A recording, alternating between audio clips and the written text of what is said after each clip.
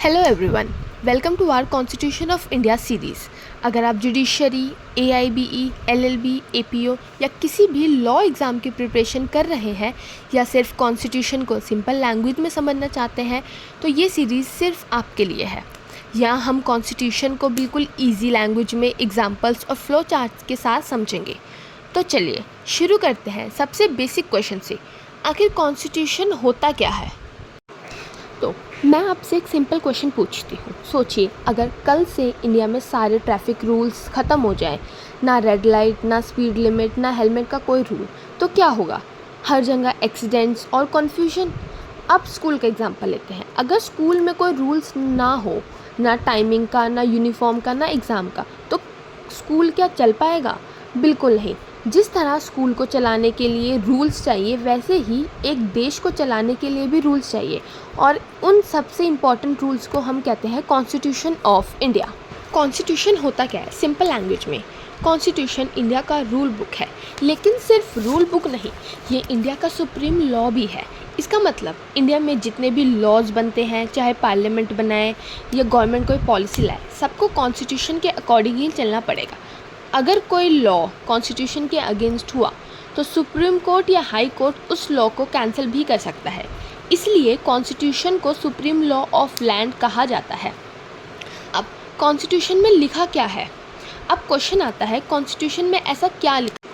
Constitution में बताया गया है गवर्नमेंट कैसे काम करेगी, प्रेसिडेंट की क्या पावर है, प्राइम मिनिस्टर की पावर क्या है, पार्लियामेंट क्या करेगी, सुप्रीम कोर्ट का रोल क्या है, सिटीजन्स के राइट क्या है, सिटीजन्स की ड्यूटी क्या है, यानी पूरे देश को कैसे चलाना है, ये सब कॉन्स्टिट्यूशन बताता है। अब कॉन्स्टिट्यूशन की ज़रूरत क्यों पड़ी? एक और इम्पॉर्टेंट क्वेश्चन, आखिर कॉन्स्टिट्यूशन बनाने की ज़रूरत ही क्यों पड़ी? 1947 से पहले इंडिया पर ब्रिटिश रूल था। रूल्स ब्रिटिश गवर्नमेंट बनाती थी। इंडिया के पास बहुत कम राइट्स थे। जब इंडिया इंडिपेंडेंट हुआ तो एक नया देश के लिए नए रूल्स की ज़रूरत थी। एक ऐसे डॉक्यूमेंट जो सबको इक्वल राइट्स दे, गवर्नमेंट्स की पावर को लिमिट करे और सिटीजन्स को प्रोटेक्शन दे। इसीलिए कॉन्स्टिट्यूशन बनाया गया। प्रिंसिपल, टीचर्स और स्टूडेंट्स होते हैं, सब अपनी मर्ज़ी से काम नहीं करते, सब स्कूल के रूल बुक्स को फॉलो करते हैं। बिल्कुल वैसे ही इंडिया में प्रेसिडेंट, प्राइम मिनिस्टर, पार्लियामेंट, जजेस, पुलिस और हम सब सिटीजन्स सब कॉन्स्टिट्यूशन को फॉलो करते हैं। कोई भी कॉन्स्टिट्यूशन से बड़ा नहीं है। अब एक बहुत इंपॉर्टेंट क्वेश्चन आता है, कॉन्स्टिट्यूशन को सुप्रीम लॉ क्यों कहा जाता है? सिंपल सी बात है, इंडिया में पार्लियामेंट नए लॉज बनाती है, गवर्नमेंट नए रूल्स और पॉलिसीज़ बनाती है, लेकिन एक कंडीशन है, ये सब कॉन्स्टिट्यूशन के अकॉर्डिंग होने चाहिए। अगर पार्लियामेंट कोई ऐसा लॉ बना दे जो कॉन्स्टिट्यूशन के अगेंस्ट हो, या गवर्नमेंट कोई ऐसा ऑर्डर पास कर दे जो सिटीजन्स के फंडामेंटल राइट्स को वायलेट करता हो, तो सुप्रीम कोर्ट और हाई कोर्ट उन लॉज को अनकॉन्स्टिट्यूशनल डिक्लेयर कर सकते हैं। इसका मतलब कॉन्स्टिट्यूशन सबसे ऊपर है, ना पार्लियामेंट कॉन्स्टिट्यूशन से ऊपर है, ना गवर्नमेंट, ना कोई सिटीजन्स। सबको कॉन्स्टिट्यूशन को फॉलो करना ही पड़ेगा। इसीलिए कॉन्स्टिट्यूशन को सुप्रीम लॉ ऑफ लैंड कहा जाता है। कॉन्स्टिट्यूशन में आखिर लिखा क्या है? बहुत लोग सोचते हैं कॉन्स्टिट्यूशन सिर्फ लॉयर्स और जजेस के लिए होता है, लेकिन ऐसा बिल्कुल नहीं है। कॉन्स्टिट्यूशन हम सभी की डेली लाइफ से जुड़ा हुआ होता है।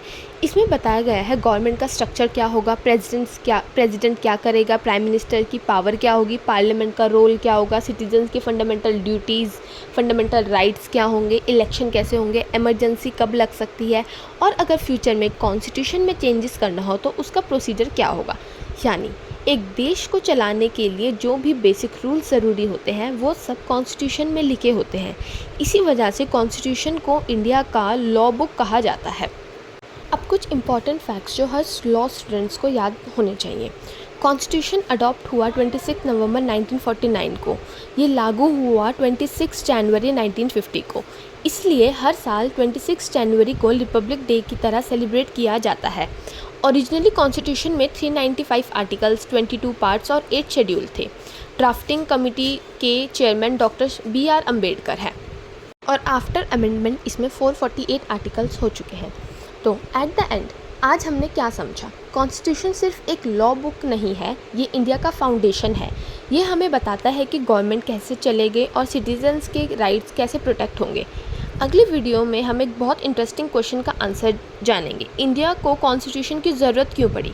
अगर आपको ये वीडियो पसंद आई हो तो लाइक करिए, शेयर करिए और चैनल को सब्सक्राइब ज़रूर कीजिए। मिलते हैं नेक्स्ट एपिसोड में। Thank you.